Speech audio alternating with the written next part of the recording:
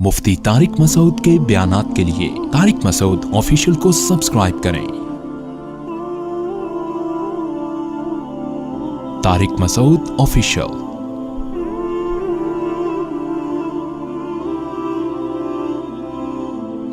अज़्ज़ानियतु वज़्ज़ानी फजलिदू कुल्ला वाहिदिम मिनहुमा मिअत जल्दा।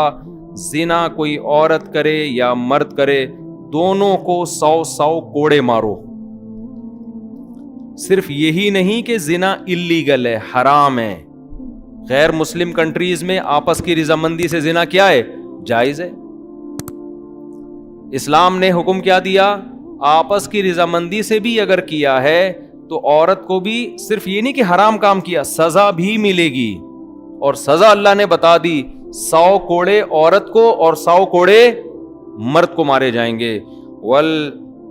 वला तअखुज़कुम बिहिमा राफ़तुन फी दीनिल्लाह। और ये सजा जारी करने के मामले में तुम्हारे दिल में नरमी पैदा नहीं होनी चाहिए।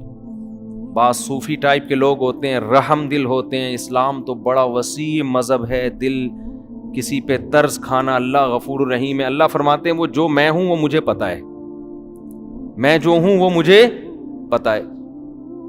जब दलील से जुर्म साबित हो जाएगा तो 100 कोड़े जानिया को मारे जाएंगे और 100 कोड़े जिना करने वाले मर्द को मारे जाएंगे। और इस मामले में नरमी से काम नहीं लेना। और आगे अल्लाह फरमाते हैं वलयशहद अज़ाबहुमा ताइफतुम मिनल मुमिनीन। और ये सजा इनको बंद कमरे में नहीं दी जाएगी, खुलेआम चौक पे सारी दुनिया इस सजा को नाफिज होते हुए देखेगी। समझते हो, इस्लाम में जितनी सजाएं हैं खुलेआम है, बंद कमरों में नहीं है। क्योंकि सजा का बुनियादी मकसद लोगों को रोकना है। बंद कमरे में दोगे तो क्या पता चलेगा क्या हो रहा है? तो खुलेआम उसको 100 कोड़े मारो। और ये है कंवारे के बारे में, कंवारी लड़की और कंवारा लड़का। शादीशुदा मर्द अगर जिना करता है या शादीशुदा औरत अगर जिना करती है तो फिर इजमा से ये बात साबित है कि उसको जमीन में गाड़ के पत्थरों से हलाक किया जाएगा। बुखारी मुस्लिम की हदीस है और इजमाई उम्मत है, इस पर इजमाई उम्मत है। तो उनको पत्थरों से मार के हलाक किया जाएगा। आगे अल्लाह फरमाते हैं जानी मर्द वो सिर्फ जानी औरत में ही रगबत रखता है। और जानी औरत की तरफ रगबत भी किसको होती है? जानी मर्द। जो पाक दामन लोग हैं वो निकाह चाहते हैं पाक दामन औरतों से। और पाक दामन औरतें किससे निकाह चाहती हैं? पाक दामन मर्दों से। आजकल लोगों को चाहिए बेपर्दा लड़कियां, बिल्कुल ही ऐसी आवारा किस्म की, जो आपकी नेचर होगी, आपको इसी टाइप की चीज चाहिए होगी। इसी तरह बाज लड़कियों को चाहिए होते हैं मॉडर्न, बिल्कुल ये मौलाना टाइप का आदमी, नमाजी, रोजे, परहेजगार, वुजू कर रहा है। ये क्या टोपी ड्रामा, माज अल्लाह, नकले कुफर नबाशत। उन कहते हैं क्या है, हमें तो मॉडर्न बंदा चाहिए, लैंड क्रूजर में घूमने वाला हो। मौलवी भी लैंड क्रूजर में घूम रहे हैं आजकल। तो उनका लैंड क्रूजर ये वाला नहीं होता जो मौलवियों का होता है। उनका ये बिल्कुल पीछे से छत ना हो, ऊपर वाली छत भी ना हो, ठीक है ना, ओपन। और घर की दीवारें ना हो, घर की दीवारें ना हो, ये तकल्लुफ ना हो दीवारों का, छतवत नहीं होनी चाहिए घर। इतनी जैसे मॉडर्निज्म फैल रहा है ना। तो इन खवातीन को मैं कहता हूँ, एक खातून का फोन आया कि मेरा मियाँ लड़कियों में दिलचस्पी बहुत लेता है, मैं बहुत टेंशन में आई हुई हूँ, ऑफिस में भी दोस्तियाँ हैं और झमेले लड़कियों के हर वक्त। तो मैंने उनसे कहा कि जब आपके लिए रिश्ता आया होगा किसी तबलीगी जमात में वक्त लगे हुए आदमी का, उसकी दाढ़ी वाड़ी होगी, आपने मुल्ला कह के रद्द कर दिया होगा कि हमें ये मौलाना टाइप का नहीं चाहिए, हमें चाहिए लिबरल। कहती बिल्कुल ऐसे ही है। मैंने कहा लिबरल मिल गया ना आपको। लिबरल तो यही करता है भाई। लिबरल क्या करता है? वो तो यही करता है, आज़ाद है, ब्रॉड माइंडेड है। ये क्या है, नजरें झुकाना, लड़की को देख के वहां से आंटी गुजर रही है अस्तगफिरुल्लाह कह के नजर नीचे कर लेना, ठीक है। नहीं तो पुराने जमाने के दकियानूस किस्म के लोग, उनका काम है। मॉडर्न लोग ऐसा थोड़ी करते हैं। मॉडर्न लोगों की नजर में लड़कियां बेपर्दा होके बैठी हुई हैं, कपड़े हैं नहीं हैं, कोई मसला नहीं है। देख लिया तो क्या हो गया, छेड़ दिया तो क्या हो गया भाई, सॉरी कर लो। तो इनके यहाँ ये चीजें कोई वैल्यू नहीं रखती। लेकिन अल्लाह फरमाते हैं कि जो पाक दामन मर्द हैं उनको किस में रगबत होती है? پاک دامن عورتوں میں. دیکھو اللہ نے جنت کی حوروں کی جو تعریف کی ہے نا, حوروں کی, ان حوروں کا جو نقشہ کھینچا ہے وہ ہے کہ ان میں حیا ہوگی. قاصرات الطرف عین, بہت خوبصورت اور حیا والی. اس سے پتہ چلتا ہے کہ جنت میں جو جانے والے لوگ ہیں نا, اللہ کو پتہ ہے وہ حیا کو پسند کرتے ہوں گے, اس لیے ان کے لیے حیا والی عورتوں کا اللہ نے انتظام کیا. تو یہ اللہ کا نظام ہے بنایا ہوا. خیر ہم آگے چلتے ہیں, یہ رہ نہ جائے.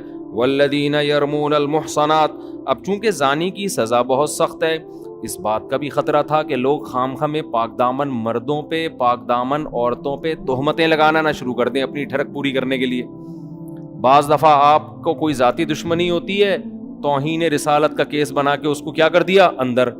ہمارے کنٹری میں بے گناہ درجنوں لوگ جیل کی دیواروں کے اندر ہیں جو توہین رسالت کے مرتکب تھے نہیں, لیکن ان پر کیس بنا کے ان کو اندر ڈال دیا گیا اپنی ٹھڑک پوری کرنے کے لیے. یہ ہوتا ہے مذہبی, بعض مذہبی لوگ, سب کی بات نہیں کر رہا, وہ مذہب کا غلط استعمال کرتے ہیں اور شو یہ کرتے ہیں ہم عاشق رسول ہیں. تو یہاں بھی یہ ممکن تھا کہ کوئی جب پتہ چل گیا بھائی زنا اتنا بڑا جرم, اتنی بڑی بدنامی, تو کوئی بھی کسی پہ الزام لگا دے کہ اس نے زنا کیا ہے. اس کا اللہ نے سد باب کیا. والذین یرمون المحصنات, جو لوگ پاک دامن عورتوں پہ تہمت لگاتے ہیں, ثم لم یاتوا باربعۃ شہداء, اور 4 گواہ نہ لے کر آئیں. عام گواہی کے لیے 2 گواہ کافی ہیں, زنا ثابت کرنے کے لیے کتنے گواہ؟ 4 گواہ. اس لیے کہ جب سزا بڑی ہے تو اس کے ثبوت کے لیے جو پروسیس ہے وہ بھی اتنا ہی مشکل رکھ دیا شریعت. جرم بڑا ہے تو بھائی اس کے لیے ثبوت کے لیے معیار بھی اتنا اونچا ہے. تو اسی طرح یاد رکھو, توہین رسالت کی سزا پاکستان میں کیا ہے؟ قتل ہے نا. تو جرم بڑا ہے, سزا بھی کیا ہے؟ بڑی ہے. تو اس کے لیے بھی قانون یہ ہونا چاہیے کہ ثبوت بھی اور شک و شبہ سے بالکل بالا تر, 2 ٹوک اور واضح لفظوں میں توہین ہونی چاہیے جس کا کوئی دوسرا مطلب نہ بنتا ہو. اس میں زبان کا لڑکھڑا جانا اور کہہ کچھ رہا تھا نکل کچھ اور گیا, اگلے کو موقع دینا چاہیے کہ آپ کیا کہنا چاہتے ہیں. اور اگر ہم سپریم کورٹ قانون میں یہ اناؤنس کر دے, یہ فیصلے کے وقت سنا دے کہ اتنے سارے شبہات پیدا ہو گئے ہیں جن شبہات کی وجہ سے جرم ثابت نہیں ہو رہی, تو آپ سپریم کورٹ کی کو چیلنج نہیں کر سکتے. ہمارے ہاں ہو یہ رہا ہے کہ کسی پر توہین کا جو ہے نا الزام لگا. اب ہوتا کیا ہے, میں آپ کو, میں ہوائی فائرنگ نہیں کر رہا, یہ ہوائی باتیں نہیں کر رہا. ہمارے ہاں اس قانون کا کیسا غلط استعمال ہو رہا ہے. اصل میں خود نہیں اندر گئے نا, کسی دن تم پہ الزام لگے کسی تمہاری غلطی جو تم جان کر نہیں کر رہے ہو, اور خود اندر ہوگے تو پھر تمہیں احساس ہوگا کہ یہ ہو کیا رہا ہے مارکیٹ میں. ہمارے ہاں پتہ ہے کیا ہوتا ہے, کسی نے کوئی پوسٹر پھاڑ دیا, اس بیچارے کو نہیں پتا تھا کہ اس پہ نبی صلی اللہ علیہ وسلم کا نام لکھا ہوا ہے, اس کی دیوار خراب کر دیا آپ نے, پوسٹر لگا دیا, وہ پوسٹر پھاڑ دیا اس نے, وہ نیچے کہیں نالی میں گر گیا. آپ کو ویسے ہی انتقام لینے کا شوق تھا, کوئی مسئلہ چل رہا تھا آپ کا اس کے ساتھ, یا آپ نے اس کو, وہ غیر مسلم ہے, آپ نے اس کو ورغلایا, اس کو ٹارچر کیا, اس کے مذہب کو برا بلا کہا, اس کے بڑوں کو آپ نے برا بلا کہہ کے اتنا ٹارچر کیا کہ اس کی زبان سے بھی کوئی لفظ آپ کے خلاف یا اسلام کے خلاف نکل گیا. آپ نے فوراً بندوں کو جمع کیا, دیکھو یہ نبی کو ایسے کہہ رہا ہے, دیکھو اس نے قرآن کی توہین کی ہے, دیکھو اس نے یہ کیا ہے. لوگ یہ نہیں دیکھتے کہ اس نے کہا بھی ہے کہ نہیں, ہو سکتا ہے نہیں کیا اس نے. ایک لوگوں کا جم غفیر اکٹھا ہو جائے گا اور جائیں گے تھانے رپورٹ کرانے کے لیے. اتنے لوگ اس میں, آج ہر آدمی سمجھتا ہے آج مجھے عشق رسول کو ثابت کرنے کا اللہ نے موقع دیا ہے. چرسی بھی آپ کا ساتھ دیں گے, ہیروئن جی بھی آپ کے ساتھ ہوں گے, محلے کے بڑے بڑے گنڈے جن 20 بندوں کو قتل کر چکے تھے, آج تک کبھی انہوں نے کوئی سنت پوری نہیں کی ہوگی, لیکن ان کو بھی موقع ملے گا کہ آج ہمیں موقع ملا ہے ہم توہین رسالت کے مرتکب کو کیفر کردار تک پہنچائیں. وہ اس کی تحقیق نہیں کرتے کہ حقیقت میں ایسا ہوا بھی ہے کہ نہیں ہوا. پھر آپ پہنچ جائیں گے تھانے, ایس ایچ او صاحب کو پتا ہے اگر میں نے FIR نہیں کاٹی پورا ہجوم میری بوٹیاں کووں کو کھلائے گا. سمجھ رہے ہو؟ نہیں آ رہی بات میرا خیال ہے.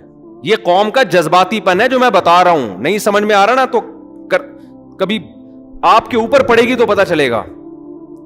پھر جناب ایف آئی آر بھی کٹے گی, تمہارا باپ بھی کاٹے گا ایف آئی آر. تو پھر جب عدالت میں مقدمہ چلے گا, جج کو پتا ہے اگر میں نے جیل نہیں کیا تو قوم مجھے, میری بوٹیاں کس کو کھلائے گی؟ کووں کو کھلائے گی. سمجھتے ہو؟ اور ادھر سے جو وکیل ہوگا نا, جو اس کی طرف سے وکیل ہے جس پر فرد جرم لگی ہے, اس کو پتا ہے کہ اگر میں نے اس کا زیادہ دفاع کیا تو میری بوٹیاں کس کو کھلائی جائیں گی؟ کووں کو. بتاؤ ایسے موقع پہ انصاف ملے گا کسی کو؟ نہیں. یہی بات سمجھ میں. پھر جب وہ کیس اس کے اوپر چلے گا, ہر جج پہنائے گا کہ یار یہ آگے کسی کو, پھر کیس چلتا ہے لمبا. پھر لوگ کہتے ہیں ہم تو پہلے ہی کہتے تھے حکومت قادیانیوں سے ملی ہوئی ہے, سیدھا سیدھا لٹکا کیوں نہیں رہی اس کو, مجرم کو؟ ہم تو پہلے ہی کہتے تھے یہ حکومت یہودیوں کی ایجنٹ ہے. پھر اگر اوپر جا کے کسی جج نے اس کو, اتنے میں کیا ہوتا ہے کہ نیچے جو اس کے جس پہ فرد جرم عائد ہوئی ہے نا, اس کے رابطے ہو جاتے ہیں فرانس سے, امریکہ سے, لندن سے, کہ بھائی دیکھو میں اپنے ملک میں محفوظ نہیں ہوں. ان کا قانون ہے کہ اگر آپ اپنے ملک میں واقعی محفوظ نہیں ہیں, آپ ثابت کر دیں, آپ اسائلم داخل کریں, وہ آپ کو نیشنلٹی دے دیں گے.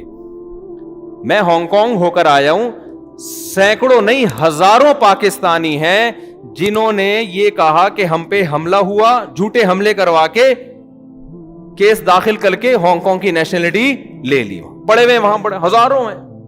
نیشنلٹی نہیں بھی ملتی تو وہ اسٹے کی اجازت دے دیتے ہیں آپ. تو اس بیس پر بھی پھر لوگ کہتے ہیں ہم تو پہلے ہی کہہ رہے تھے کہ غیر ملکی طاقتیں اس کے ساتھ ملی ہوئی ہیں, اور حکومت بھی غیر ملکی طاقتوں کے ساتھ ملی ہوئی ہے. یہ تو ہیں ہی سارے وہاں کے ایجنٹ. پھر اگر سپریم کورٹ بری کر دے اور قانون میں لکھ دے کہ جی اتنے پوائنٹ ہیں, اتنے شبہات ہیں جس کی وجہ سے ہم یقینی طور پہ نہیں کہہ سکتے کہ اس نے توہین کا ارتکاب کیا ہے, تو سپریم کورٹ کو گالیاں, وہ معین اختر کے ماموں جیسے گالیاں دیتے تھے نا. پروگرام دیکھیں آپ لوگ آج میرے مشورے پر, معین اختر اور انور مقصود کا پروگرام ہے, جس میں انور مقصود معین اختر سے پوچھ رہے ہیں آپ کے ماموں کیا کرتے ہیں. اس نے کہا گالیاں دیتے ہیں. نلکے میں پانی نہیں آتا, نلکے کو گالیاں. سمجھ رہے ہو؟ اتنی بجلی ہے نہیں, بل پورا آتا ہے, کس کو گالیاں؟ KISC والوں کو گالیاں.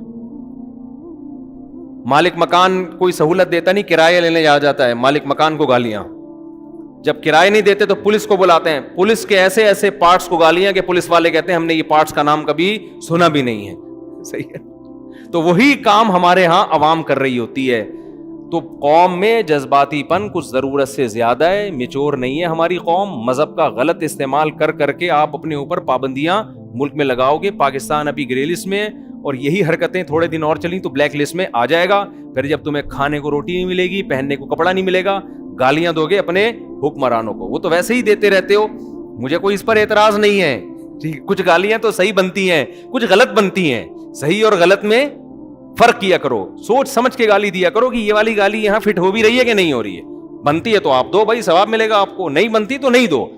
ہر چیز میں ہم لوگ کیا کرتے ہیں, جس کو ہم نے غلط کہہ دیا تو اب ہر اس کے کام میں غلطی تلاش کرنی ہے. جس کو صحیح کہہ دیا اس کے ہر غلط کام کو بھی صحیح قرار دینے کی کوشش کرنی ہے. حکمران بہت سارے کام غلط کرتے ہیں لیکن کچھ صحیح بھی کر رہے ہوتے ہیں.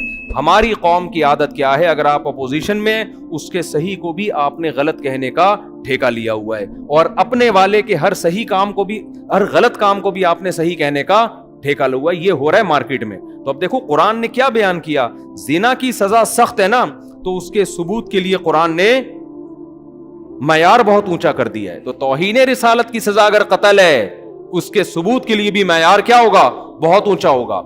ہر شک کا فائدہ مجرم کو ہوگا. جہاں تھوڑی سی کنفیوژن پیدا ہو, دیکھو زنا میں کیا ہے, 4 آدمی گواہی دیں گے عدالت میں جا کے. کتنے گواہی دیں گے؟ 4. فقہا نے بیان کیے جہاں بھی جج کو ذرا سا تردد ہوا نا کہ کچھ گڑبڑ ہے, فوراً سزا کیا ہوگی, ساقط. شک کا فائدہ کس کو پہنچایا جائے گا؟ مجرم کو. وجہ کیا ہے کہ ایک بے گناہ آدمی مارا جائے, یہ بدترین ہے اس سے کہ 100 گناہگار چھوٹ جائیں. زیادہ سے زیادہ یہی ہوگا نا, اس نے زنا کیا تھا مگر سزا نہیں ملی, معیار گواہ اس معیار کے نہیں تھے. تو یہ اتنا برا نہیں ہے, لیکن آپ نے معیار گرا دیا اور اس کی وجہ سے کوئی بے گناہ پہ زنا کی تہمت لگ کے اس کو سزا دے دی. یہ بہت خطرناک ہے. تو دنیا کا اصول ہے, اسلام کا بھی اصول ہے, جرم ثابت ہونے میں اگر ذرا بھی تردد ہو تو اس تردد کا فائدہ کس کو پہنچایا جاتا ہے؟ مجرم کو. جرم ثابت کرنے کے لیے دلائل چاہیے ہوتے ہیں, سزا کو ٹالنے کے لیے دلائل کی ضرورت نہیں ہوتی, ثابت ہونے کے لیے دلائل کی ضرورت ہوتی ہے. تو اب فقہا نے کیا بیان کیا, کیونکہ زنا کی سزا بہت سخت ہے, تو 4 مرد ہوں گے, اس میں عورت کی گواہی بولو نہیں چلے, اس لیے کہ اس میں تھوڑا سا امکان ہے, تھوڑا سا امکان, کیونکہ خواتین کی عادت ہے کہ جب کسی کو بدنام کرنا چاہتی ہیں سب سے بڑا حربہ ان کے پاس فحش الزام لگانا ہوتا ہے.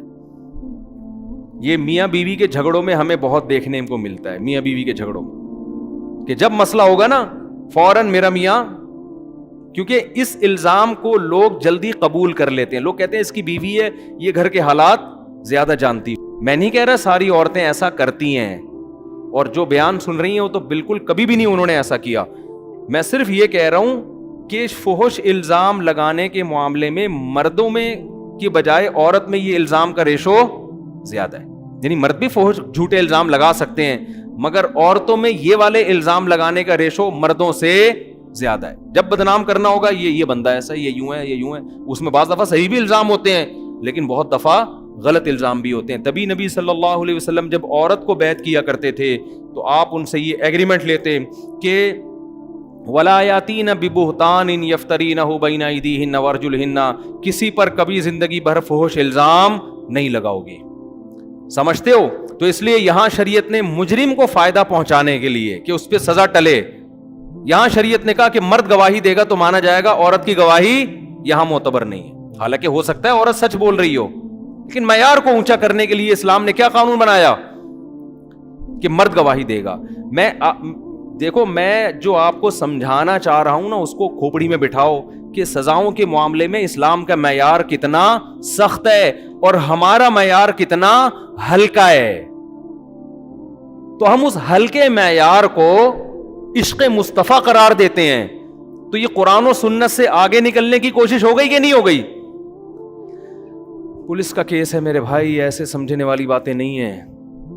اسلام کہہ رہا ہے کہ بہت اونچا معیار کرو اگر سزا سخت ہوگی, اور ہم کیا کہہ رہے ہیں, نہیں ہم توہین رسالت یا اس کے معاملے میں ہم کسی کی نہیں سنیں گے. اور ایسے ایسے نعرے ایجاد کیے ہوئے ہیں نا, وہ میں نعرے بتاؤں تو پھر ایسا نہ ہو کوئی کسی خاص تنظیم پہ جا کے فٹ کرتے کہ یہ نعرے تو یہ لوگ لگا رہے تھے, تو خامخواہ کی دشمنیاں. نعرے ہی غلط ہیں, جو نعرے ایجاد کیے گئے ہیں نا وہ نعرے ہی کیا ہیں, وہ شریعت کے خلاف ہیں. تو اس لیے زیادہ فنٹر بننے کی کوشش مت کرو. تو اسلام کیا کہتا ہے, 4 گواہ ہوں گے, وہ کیا ہوں گے؟ مرد ہوں گے. فقہا پھر آگے بیان کرتے ہیں, کیونکہ حدیث میں آتا ہے ادرؤوا الحدود ما استطعتم, جتنا ممکن ہو حد کو ساقط کرو, یعنی جب تک پورا ثبوت نہ ہو جائے.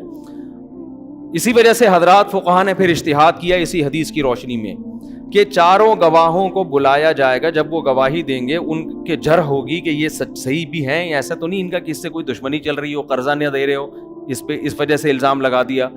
تو اس کو کہتے ہیں جرح. عدالت جرح کرے گی, صحیح طرح سے پرکھے گی کہ ان کا کوئی ذاتی مفاد تو نہیں ہے. پھر جرح کرنے کے بعد جب عدالت کو یقین ہو جائے گا یہ 2 نمبر لوگ بھی نہیں ہیں, جھوٹے بھی نہیں ہیں, ان کا کوئی ذاتی مفاد بھی نہیں ہے, ایسا بھی نہیں ہے کہ کوئی ذاتی دشمنی ہو, کوئی سالے والے ہوں وغیرہ وغیرہ, تو پھر عدالت کیا حکم دے گی کہ رجم کی سزا میں حکم دیا جائے گا سب سے پہلے سزا پتھر آپ نے پھینکنے ہیں. جو گواہ ہے نا ان کو کہا جائے گا سب سے پہلا پتھر کس نے مارنا ہے؟ آپ نے مارنا ہے. اس لیے کہ اگر ان کے دل میں ذرہ برابر بھی چور ہوگا نا تو یہاں ان کے ہاتھ کانپ اٹھیں گے سزا دیتے ہوئے کہ یار ہم بے گناہ کو مار رہے ہیں. اگر وہاں یہ رک گئے کہ نہیں جی ہم نہیں, تو یہ اس کی علامت ہوگی, ایک شک پیدا ہو گیا کہ شاید یہ کیا کر رہے تھے, جھوٹ بول رہے تھے. اس کا فائدہ کس کو پہنچایا جائے گا؟ مجرم کو پہنچایا جائے گا. اور بھی بہت ساری شرطیں ہیں جو ابھی میں بیان کروں گا تو پورا ٹائم اسی میں لگ جائے گا. اصل مقصد اسلام کا فلسفہ سمجھانا ہے کہ جہاں سزا سخت ہوگی اس کے ثبوت کے لیے معیار بہت زیادہ اونچا ہو جائے گا, سخت ہو جائے گا. اس میں آپ جذباتی پن پہ آ گئے نا, اگر کہ اس کو عدالت نے کیوں بری کر دیا, اس کو عدالت نے کیوں بری کر دیا, یہ تو توہین کا مرتکب تھا, تو عدالت نے بری کر دیا. آپ اگر عدالت کو کہتے ہو نا یہ عدالتیں 2 نمبر ہیں, تو قوم کو بھی آپ 1 نمبر نہیں کہہ سکتے کہ ان کا بھی کوئی بھروسہ نہیں ہے کہ انہوں نے جس پر مقدمہ ڈالا وہ واقعی مجرم ہے بھی یا نہیں ہے, ان کا بھی کوئی بھروسہ نہیں ہے. آگے چلتے ہیں ہم. آگے قرآن کہتا ہے والذین یرمون ازواجہم. ہاں قرآن کہہ رہا ہے اگر فإن لم یاتوا بالشہداء, اگر یہ 4 گواہ نہ لے کر آ سکیں, فجلدوہم 80 جلدہ, تو جنہوں نے گواہی دی ہے الٹا ان کو 80 کوڑے مارو. 2 آدمی چلے گئے عدالت میں گواہی دینے, 3 آدمی چلے گئے کہ اس نے زنا کیا ہے, 4تھا نہیں لا سکے وہ, تو قرآن کیا کہتا ہے الٹا ان کو کیا کرو 80 کوڑے مارو. کہ جب تمہارے پاس گواہی کا نصاب ہی نہیں تھا تو تمہیں خام میں کسی پہ الزام لگانے کی بولو ضرورت کیا تھی. مثال کے طور پر آپ نے کہہ دیا معذرت کے ساتھ, بھائی آپ ہیں نہیں, آپ نے کہہ دیا یہ چور ہے. یہ کرتے ہیں لوگ نا. اب لوگ آپ سے پوچھنا آپ کے پاس کیا ثبوت ہے, کہہ رہے ہیں ثبوت تو نہیں ہے میرے پاس لیکن مجھے پتا ہے یہ چور ہے. بھائی جب تمہارے پاس ثبوت نہیں ہے تمہیں پھینکنے کی ضرورت کیا ہے بیٹھے بیٹھے ایک بات. خام ایک شرری چھوڑ دی نا معاشرے میں فساد. اب آپ قسمیں اٹھا رہے ہو, اللہ کی قسم مجھے, میں یقین سے کہہ رہا ہوں یہ چور ہے. ہم کہیں گے بھائی جتنا اس کے چور ہونے کا امکان ہے اتنا ہی آپ کے جھوٹا ہونے کا بھی امکان ہے. آپ کو اگر یقین بھی ہے آپ جانو آپ کا اللہ سے معاملہ ہے. پبلک میں وہی بات کی جائے گی جس کا آپ کے پاس ثبوت ہوگا, کیونکہ یہ معاشرے میں فسادی ہونے کی علامت ہے کہ آپ نے ایک شرری چھوڑ دی ہے معاشرے میں, اس کو ثابت کرنے کے لیے آپ کے پاس دلیل نہیں ہے. اگرچہ آپ برحق ہیں, اگرچہ آپ صحیح ہیں, لیکن اسلام آپ کو صحیح ہونے کے باوجود بھی فسادی کہتا ہے اور جھوٹا کہتا ہے کہ جب تمہارے پاس دلیل نہیں ہے, گواہ نہیں ہے, تم بات کر کیوں رہے ہو. اب دیکھو 4 آدمی گواہ دیں گے تو اس کا فائدہ یہ ہوگا کہ اس کو سزا ملے گی, 4 سے کم میں اس کو سزا نہیں ملے گی. جب سزا نہیں اس کو مل رہی تو اس کا سوائے ایک آدمی کے گناہ کو لوگوں کے سامنے ایکسپوز کرنے کا اور تمہاری کوئی نیت نہیں ہے. تو شریعت میں حکم یہ ہے گناہ پہ پردہ ڈالا جائے, نہ کہ گناہ سے پردہ اٹھایا جائے. نہیں آ رہی بات میرا خیال ہے. آج کہیں کوئی بے حیائی کا کام کر رہا ہوتا ہے, کوئی خفیہ ویڈیو لیک ہوتی ہے, کیسے مزے سے لوگ ایک دوسرے کے ساتھ شیئر کرتے ہیں, نہیں کرتے کہ نہیں کرتے. تو آپ کا کیا خیال ہے یہ جائز کام ہے شریعت میں؟ مجھے ایک بات بتاؤ نا, اسلام گناہ کو ہائی لائٹ کرنے کا, نمایاں کرنے کا, اس کے گناہ کو ایکسپوز کرنے کا حکم دیتا ہے یا گناہ پہ پردہ ڈالنے کا حکم دیتا ہے؟ تو جب پردہ ڈالنے کا حکم دے رہا ہے تو کسی کی خفیہ ویڈیو لیک کر کے یوٹیوب فیس بک کی زینت بنانا یہ اچھا کام ہے یا برا کام ہے؟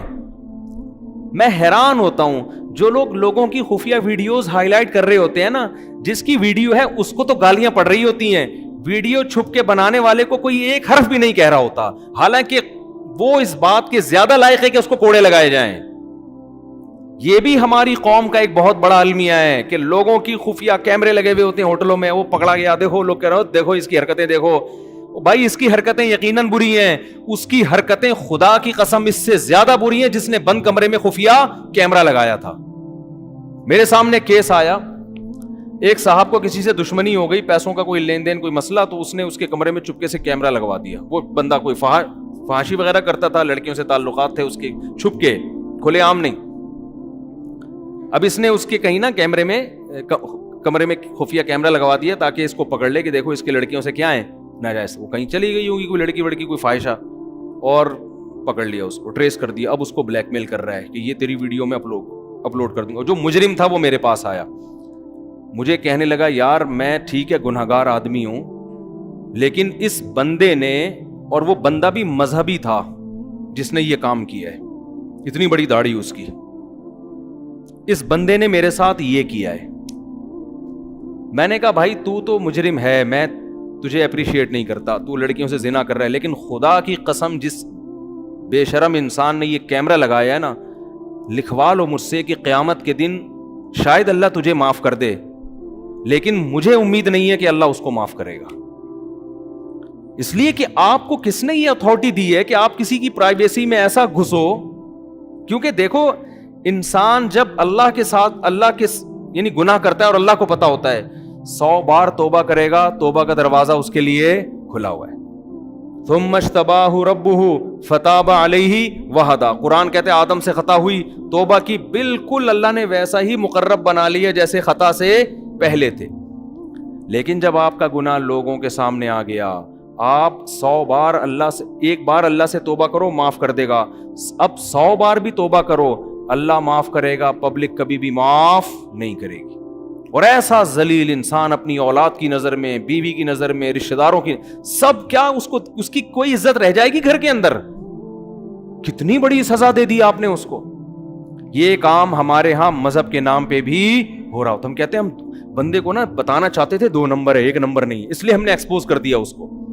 تو خوب سمجھ لو, جو چھپ کے تنہائی میں گناہ کر رہا ہے, شریعت میں اس کے گناہ پہ پردہ ڈالنے کا حکم ہے, اس کے گناہ کی اس ستاری کی چادر کھینچنے کی اجازت آپ کو بولو نہیں ہے. بعض خواتین یہ کام کر رہی ہوتی ہیں گورنمنٹ کے اداروں میں, کسی سے دشمنی ہوتی ہے نا, پہلے اس کو سیٹنگ کر کے پھنسائیں گے, سیٹنگ کر کے پھنسا کے خفیہ کیمرے لگا دیے, پھر قابل اعتراض حرکتوں کو کیا کر دیا, لیک کے, یہ دیکھو یہ بندہ کیا ہے, یہ بندہ 2 نمبر ہے. تو لوگ, وہ بندہ ہے 2 نمبر, میں اس کو نہیں کہہ رہا, لیکن میرے بھائی جتنے جوتے اس بندے کو پڑھنے چاہیے نا, اس سے ڈبل جوتے اس عورت کو پڑھنے چاہیے, اس سے ڈبل جوتے کس کو پڑھنے چاہیے, اس عورت کو. تو یہ فلسفہ ہے جو ہمیں اس سے پتا چلتا ہے. قرآن کہتا ہے اگر 4 گواہ نہیں لے کر آئے فجلدوہم 80 جلدہ, تو ان کو کتنے کوڑے مارو, 80 کوڑے. ایک سزا تو 80 کوڑے کی, اور دوسری سزا کیا ہے, ولا تقبلوا لہم شہادۃ ابدا, اور آج کے بعد ان کی گواہی کسی بھی معاملے میں کبھی بھی قبول نہیں ہوگی, ہمیشہ کے لیے کالعدم, کبھی بھی ان کی گواہی قبول نہیں ہوگی. ہمارے ہاں تو ایسا ہوتا ہے کہ سپریم کورٹ کی طرف سے کسی کو چور قرار دینے کا ٹھپا لگا دیا جاتا ہے, نہ صرف یہ کہ اس کی گواہی قبول ہوتی ہے, اس کو ملک کا صدر اور پراپر طریقے سے وزیر اعظم بنا دیا. گواہی تو بہت چھوٹی چیز ہے ہمارے ملک میں, پراپر طریقے سے بنا دیا جاتا ہے. الحمدللہ اب دوبارہ بننے کے چانسز اللہ نے چاہا تو ہو گئے ہیں, اور انشاءاللہ اس سے پیٹرول بھی سستا ہو جائے گا, اور حج 7 لاکھ سے دوبارہ کس پہ آ جائے گا, 2.5 لاکھ. اور اگر یاد رکھو سستائی ہو گئی نا تو اور بیڑا غرق ہونے والا ہے, اس کی علامت ہے, کیونکہ یہ نیچرل سستائی نہیں ہے. ہاں یہ سمجھ لو, اگر سستائی ہو گئی تو یہ اور خطرناک ہے, کیونکہ وجہ یہ ہوگی کہ اس طرح سے سستائی ہوگی کہ پھر دبا کے پیسہ لے کے کھلا دیں گے اور ہماری نسلوں کو عذاب میں ڈال دیں گے, پھر بالکل گروی ہو جائیں گے. میں کہتا ہوں امریکہ سیدھا, پاکستان سیدھا امریکہ کے حوالے کر دو, کالونی بنا دو. غلامی سے بہتر ہے کہ ان کی گورنمنٹ کو مان لو نا. آپ نہیں آ رہی سمجھ میں, رہنے تو پھر وہ سارا ٹاپک ہی ہمارا کہیں اور چلا جاتا ہے. وَيَدْرَأُ عَنْهَا, پھر اللہ نے فرمایا اس میں اور حکام ہیں, وہ بہت لمبے ہو جائیں گے, جلدی جو موٹے موٹے حکام ہیں میں بیان کر کے وہ آگے چلتے ہیں ہم. اچھا, قرآن میں اس میں حضرت عائشہ رضی اللہ تعالی عنہا پر تہمت لگی تھی. سورہ نساء میں یہ آیتیں پہلے نازل ہو چکی تھیں, ابھی بھی نازل ہوئی نا, اس سے پہلے نازل ہو چکی تھیں کہ جب بھی کہیں کوئی کسی پر زنا ثابت ہوگا تو اس کے لیے 4 گواہوں کا انتظام کرو. امی عائشہ رضی اللہ تعالی عنہا پر منافقوں نے تہمت لگائی, کسی کو کا مشاہدہ نہیں تھا, کسی نے اپنی آنکھوں سے نہیں دیکھا, ایک فتنہ معاشرے میں پھیلا دیا, اور بعض معصوم صحابہ بھی اس کے اندر مبتلا ہو گئے. تو قرآن میں پھر نبی حضرت عائشہ رضی اللہ تعالی عنہ کی برات کا اعلان کیا. اس کو واقعہ افک کہتے ہیں جھوٹ کو, یعنی ایک جھوٹ کا واقعہ جو امی عائشہ رضی اللہ تعالی عنہ پر تہمت لگائی گئی. قرآن نے 2 عورتوں کی پاک دامنی بیان کی, ایک حضرت مریم کی اور ایک حضرت عائشہ رضی اللہ تعالی عنہ کی. حضرت عائشہ فرماتی ہے مجھے یقین تھا کہ اللہ میری پاک دامنی بیان کرے گا, لیکن میں یہ سوچ بھی نہیں سکتی تھی کہ قرآن کی آیتوں کا حصہ بنا دے گا اللہ تعالیٰ اس کو. اسی وجہ سے علماء کا اجماع ہے کہ اگر حضرت عائشہ کو کوئی بدبخت معاذ اللہ نقل کفر فاحشہ کہتا ہے تو وہ اسلام سے خارج ہے, کیونکہ قرآن کی کہ پورے 2 رکوع ہیں جن کا وہ انکار کر رہا ہے. اور بعض بدبخت آج ایسے ہیں جو اپنے آپ کو مسلمان بھی کہتے ہیں اور حضرت عائشہ پر تہمت بھی لگاتے ہیں. تو اور قرآن نے یہ کہا الخبیثات للخبیثین والخبیثون للخبیثات, ناپاک مرد ناپاک عورتوں کے لیے اور ناپاک عورتیں ناپاک مردوں کے لیے. اس میں قرآن نے اشارہ دے دیا کہ حضرت عائشہ سے جو نکاح تھی نکاح ہوا ہے یہ اللہ کی سلیکشن سے ہوا ہے. حدیث میں آتا بھی ہے, آپ صلی اللہ علیہ وسلم نے شادی کے بعد حضرت عائشہ کو بتایا کہ جبریل تمہاری تصویر لے کر خواب میں آئے میرے پاس اور مجھے بتایا کہ تمہارا نکاح ان سے ہوگا, ان سے تمہارا نکاح ہوگا. تو یہ پیشکش حضرت ابو بکر کی طرف سے تھی, خوب سمجھ لیں. نبی نے اس خواب کے بعد خود نکاح کا پیغام نہیں دیا کہ اے حضرت ابو بکر سے کہا ہو کہ دیکھو مجھے خواب میں یہ دکھائی تمہاری بیٹی دکھائی گئی ہے کہ ان سے میرا نکاح ہوگا. نہیں, یہ خواب آپ نے محفوظ رکھا. حضرت ابو بکر نے جب نکاح کیا تو اس کے بعد نبی نے امی عائشہ کو بتایا ہے کہ مجھے خواب میں یہ خوشخبری سنائی جا چکی تھی. تو اس میں اللہ نے بتا دیا کہ اللہ کی طرف سے پیغمبر کے لیے سلیکشن کسی معاذ اللہ نقل کفر فاحشہ عورت کی نہیں ہو سکتی. اس پہ بعض لوگ اعتراض کرتے ہیں کہ حضرت نوح علیہ السلام کی بیوی بھی تو کافر تھی, لوط علیہ السلام کی بیوی بھی تو کافر تھی, دونوں پر عذاب آیا, تو اس کا مطلب پیغمبر کی زوجہ بھی معاذ اللہ کوئی کافر عورت بھی ہو سکتی ہے. تو خوب سمجھ لو, کافر ہونا الگ بات ہے, فاحشہ ہونا الگ بات. بیوی کا کافر ہونا اتنا بڑا عیب نہیں ہے, یہ بے عزتی کا ذریعہ نہیں ہے. آپ کی بیوی 2 نمبر ہو, یہ آپ کے لیے بے عزتی کا مقام ہے. اس عیب سے اللہ پیغمبروں کو محفوظ رکھتے ہیں کیونکہ یہ نسب میں خلل ہو جائے گا نا. ارے بھائی آپ کی وائف غیر مسلم ہے, غیر مسلم عیسائی یہودی ہوتی ہیں, شریعت نے مسلمان مرد کو اجازت دی نا شادی کرنے کی. بھائی اسلام میں جائز ہے کہ آپ کی بیوی یہودی بھی ہو سکتی ہے, یہ نہیں کہ مسلمان ہے تو یہودی ہو جائے. پہلے سے کوئی یہودی ہے تو آپ اس سے شادی کر سکتے ہیں, حالانکہ وہ کیا ہے, کافر ہے. عیسائی ہے, آپ اس سے شادی کر سکتے ہیں, حالانکہ وہ کیا ہے, کافر ہے. کوئی حرج نہیں ہے اس میں, یہ عیب نہیں ہے. بہت سے صحابہ نے, بہت سے تو نہیں, بعض صحابہ نے کی ہے عیسائی عورتوں سے بھی, یہودی عورتوں سے بھی. حضرت حذیفہ نے جب ایک یہودی عورت سے نکاح کیا تو حضرت عمر نے حکم دیا اس کو طلاق دو. انہوں نے کہا حرام ہے تو طلاق دوں, حرام نہیں ہے تو کیوں دوں طلاق بھائی میں. انہوں نے کہا مجھے حرام ہونے کا نہیں, مجھے ڈر ہے فاحشہ نہ ہو. تو انہوں نے بھی اس بیس پہ ناپسند کیا کہ کہیں فاحشہ نہ ہو. جائز نکاح فاحشہ عورت سے بھی ہو جاتا ہے, لیکن یہ عیب کس کے لیے ہے, مرد کے لیے. اور اللہ پیغمبروں کو عیب سے محفوظ رکھتے ہیں, ان پر کوئی انگلی نہیں اٹھا سکتی. یہ توہین ہے نا, اس لیے کہ آپ کی وائف ہے اور ادھر بھی تعلق ادھر بھی تعلق, بچوں کا کیا پتا چلے گا, پتہ نہیں کس کے بچے پیدا ہو رہے ہیں, نسب میں خلل ہو جاتا ہے. نبی صلی اللہ علیہ وسلم نے فرمایا ولدت من نکاح لا من صفا, کیا مطلب, آدم سے لے کے آج تک میرے نکاح میں کوئی شک اور شبہ نہیں ہے. یعنی پیغمبروں کا نسب اللہ محفوظ رکھتے ہیں. ایسا کہیں نہیں ہوتا کہ پیغمبر کے باپ دادوں میں معاذ اللہ کوئی ولد الزنا ہو, کیونکہ آگے پھر نسب کیا ہو گیا, خراب. تو نوح علیہ السلام کی بیوی اگر کافر تھی, فاحشہ نہیں تھی, کیونکہ آگے اگر فاحشہ ہوتی تو نوح علیہ السلام کے جو بیٹے تھے حام, سام اور یافس, ان کے نسب میں شک ہوتا کہ نہیں ہوتا, کہ یہ پتہ نہیں ان کے ہے بھی کہ نہیں ہے. پھر آگے ان کی نسل میں شک, پھر تو ہم سارے کیا ہو جاتے, ارے ہم سارے مشکوک ہو جاتے نا. ہم سب کے نسب میں, کیونکہ سب نوح علیہ السلام کی اولاد ہیں, اور پیغمبروں کے نسب میں تو بالکل بے غبار نسب ہوتا ہے پیغمبروں کا. تو لوط علیہ السلام کی بیوی بھی کافر تھی, مگر معاذ اللہ زانیہ اور بدکار نہیں تھی. تو اس لیے قرآن نے کہا الخبیثات للخبیثین, یہ جو ناپاک عورتیں ہیں نا, فاحشہ عورتیں, اللہ پیغمبر کے لیے فاحشہ کی سلیکشن نہیں کر سکتا معاذ. تو اس میں یہ بھی ہمیں بتایا گیا کہ حضرت عائشہ رضی اللہ تعالیٰ عنہ پاک دامن ہے. حضرت عمر نے جب یہ بات سنی نا, کسی نے حضرت عائشہ کے بارے میں کہ منافقین یہ پھیلا رہے ہیں, حضرت عمر نے فرمایا سبحانک ھذا بہتان عظیم, یہ بہت بڑا بہتان ہے, یہ ہو ہی نہیں سکتا. کیونکہ سب جانتے تھے حضرت عائشہ کو, حضرت عائشہ کی سوکنوں نے ان کے بارے میں گواہی دی کہ یہ ایسی ہے ہی نہیں, یہ اس طرح کی یہ ہو ہی نہیں سکتی. تو قرآن نے بھی کہا کہ لولا اذ سمعتموہ, کہ تم نے یہ سنتے ہی کیوں نہیں کہہ دیا سبحانک ھذا بہتان عظیم, کہ یہ بہت بڑا بہتان ہے. پھر قرآن نے کہا ان الذین یرمون المحصنات الغافلات المؤمنات, جو پاک دامن اور سیدھی سادھی عورتوں پہ تہمت لگاتے ہیں, ان کے لیے بہت بڑا عذاب ہے. یہاں اللہ نے غافلات کا لفظ استعمال کیا, سیدھی سادی عورتیں جن کو ان بے حیائی کے چکروں کا پتہ نہیں ہوتا. حضرت مولانا اشرف علی تھانوی رحمہ اللہ نے اس آیت کے تحت لکھا ہے کہ عورت کا بھولا بھالا اور سیدھا سادہ ہونا ایک خوبی ہے, کیونکہ یہاں قرآن اس کے غافل ہونے کو ایک خوبی کے طور پہ بیان کر رہا ہے. ڈیڑھ ہوشیار ہونا یہ خوبی نہیں ہے.